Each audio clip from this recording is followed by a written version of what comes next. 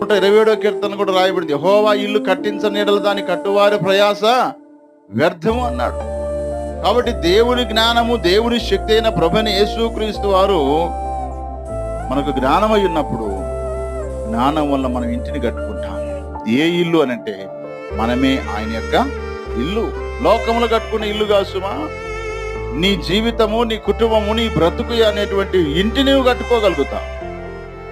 లోకంలో చాలా మంది అంతస్తులు కట్టుకున్నారు, ఇంకా రకరకాల బిల్డింగ్స్ కట్టుకున్నారు. అది వారి జ్ఞానమా అనంటే కాదు, కానీ వారికి ఉన్న ఐశ్వర్యం, వారికి ఉన్న డబ్బు, వారికి ఉన్న ఏమంటారంటే పేరు ప్రఖ్యాత, వారికి ఉన్న ఆస్తి అంతస్తులు బట్టి అన్ని కట్టుకోగలిగారు.